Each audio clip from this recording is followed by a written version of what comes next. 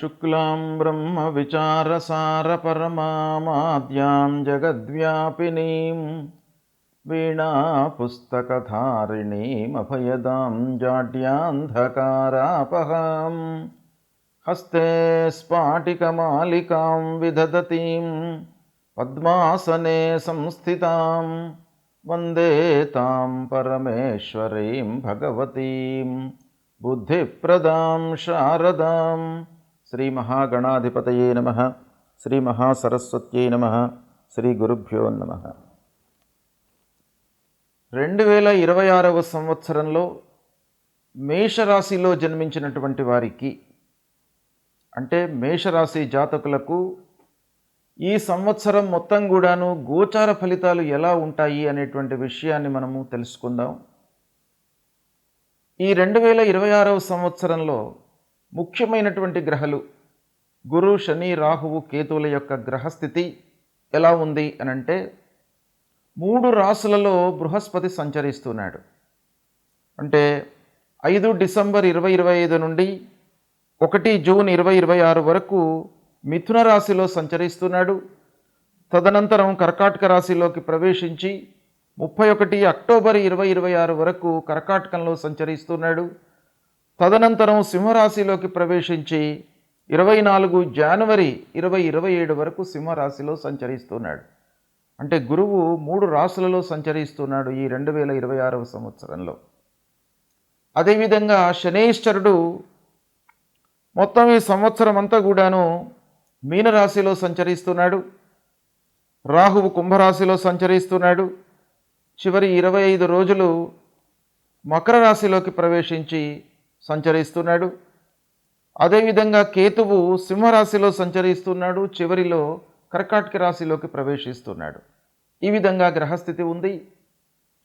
అయితే ఈ గ్రహస్థితి మేషరాశి వారికి ఎలా ఉంది అనే విషయాన్ని మనం చూసినట్టయితే, మేషరాశి వారికి గురువు 3, 4, 5 స్థానాలలో సంచరిస్తున్నాడు. అంటే ప్రథమంలో అంటే జూన్ 1వ తారీఖు వరకు 3వ స్థానంలో సంచరిస్తున్నాడు. తదనంతరం 4థ స్థానం, అర్ధాష్టమ స్థానంలో సంచరిస్తున్నాడు. తర్వాత మళ్ళీ 5మ స్థానంలోకి ప్రవేశిస్తున్నాడు.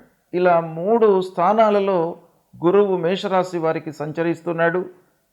ఇక శని 12వ స్థానంలో, అంటే ఏళ్ళనాటి శని ఉంది మేషరాశి వారికి. రాహువు 11వ స్థానంలో అనుకూలంగా ఉన్నాడు. కేతువు 5వ స్థానంలో కొంత ప్రతికూలంగా ఉన్నాడు.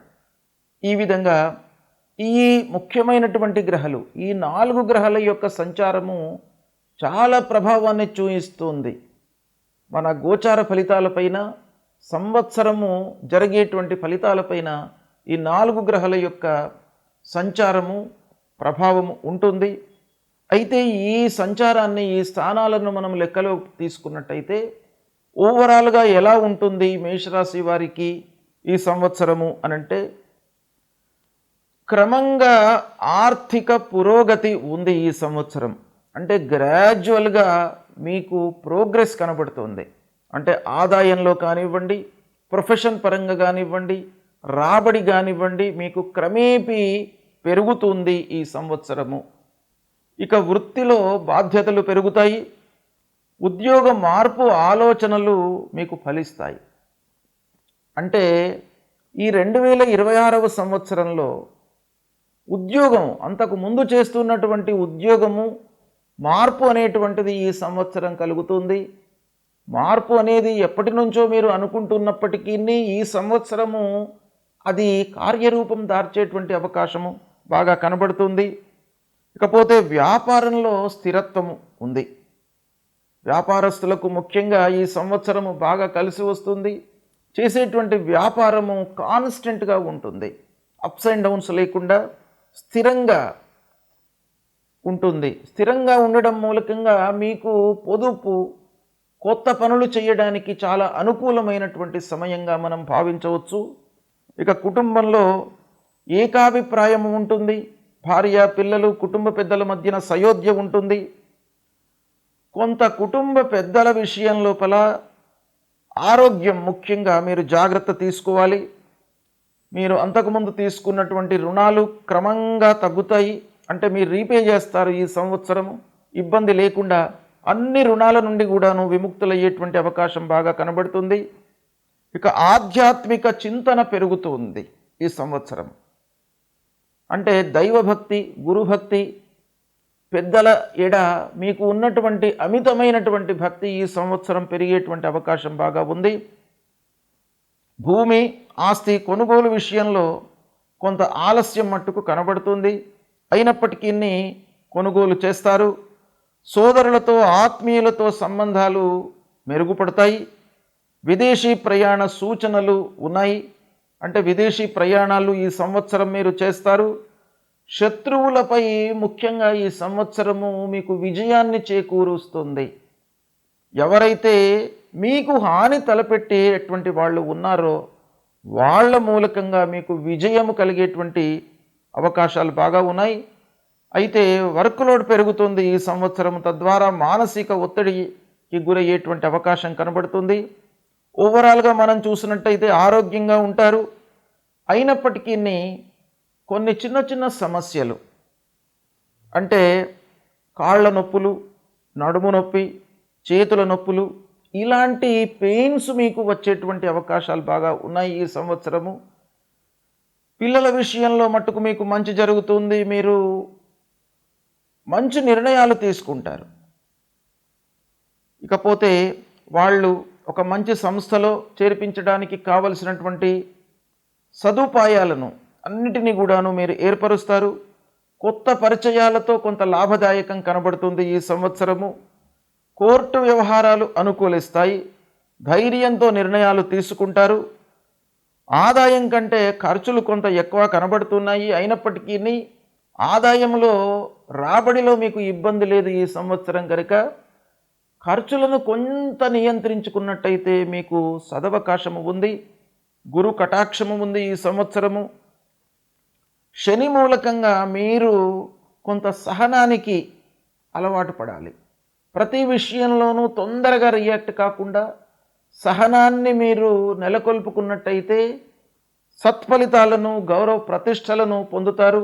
సమాజంలో మంచి పేరును తెచ్చుకుంటారు.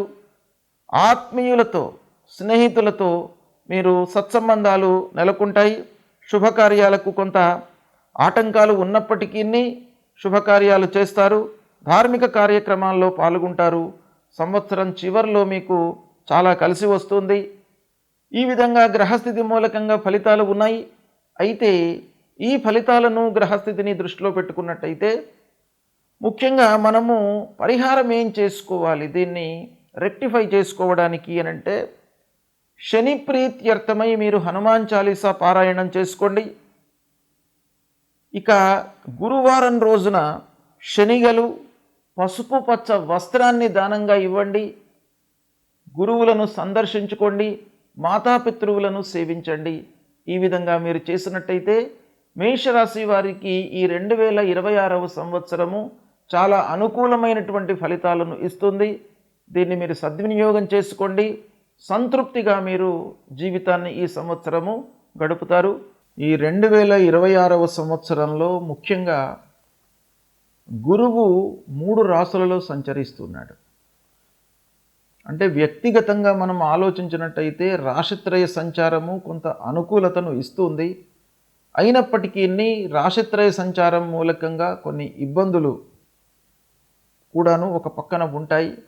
కనుక గురు భగవానుణ్ణి మీరు పూజించడము మంచిది. అంటే గురు భగవానుడు అనంటే సద్గురువులను సేవించండి ఈ సంవత్సరము. ధార్మిక ప్రచారం లోపల ఎవరైతే వాళ్ళ జీవితాన్ని మొత్తం కూడాను సమాజానికి, సంఘానికి, మనుష్యులకు అర్పణ చేస్తారో అలాంటి వాళ్లను మీరు సేవించడం మూలకంగా మీకు సత్ఫలితాలు కలుగుతాయి. అంతేకాకుండా తల్లిదండ్రులను మీరు సేవించండి. ఈ 2026వ సంవత్సరంలో ఎవరైతే తల్లిదండ్రులను సేవిస్తారో, ప్రతినిత్యం కూడాను వాళ్ళ యొక్క బాగోగులు తెలుసుకుంటూ, వాళ్ళ యొక్క యోగక్షేమాలను తెలుసుకుంటూ ఉంటారో వాళ్లకు ఆ గురు భగవానుడి యొక్క అనుగ్రహం లభిస్తుంది. కనుక అది చేయండి. అంతేకాకుండా కార్యాల లోపల మనకు ఆటంకము, విఘ్నాలు రాకుండా ఉండడానికి ప్రతినిత్యం కూడాను గణపతిని స్మరించండి. గణపతి దేవాలయానికి వెళ్ళండి. ఆ గణపతి మూలకంగా మీరు చేసేటువంటి పనుల లోపల ఆకస్మికమైనటువంటి ఆటంకాలు లేకుండా ఉంటాయి. కాబట్టి ఆ గణపతి యొక్క అనుగ్రహం మీకు బాగా కావాలి. ఇక మీరు ఉన్నటువంటి స్థితిని అలాగే ఉంచడానికి ఆ విష్ణువు యొక్క అనుకూలత, అనుగ్రహము మీకు కావాలి. కాబట్టి విష్ణు సహస్రనామ పారాయణం చేయండి. శ్రీమన్నారాయణుణ్ణి మీరు కొలవండి ప్రతినిత్యం కూడాను. తప్పకుండా మీకు ఒక మంచి స్థితిని ఇస్తాడు ఈ సంవత్సరం మొత్తం కూడాను.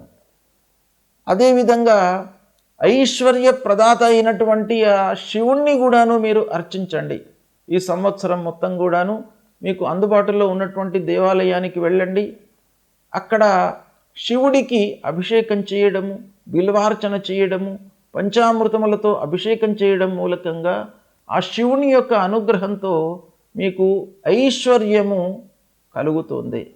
ఐశ్వర్యం అంటే సంతానం లేనటువంటి వాళ్లకు సంతానాన్ని ఇస్తాడు.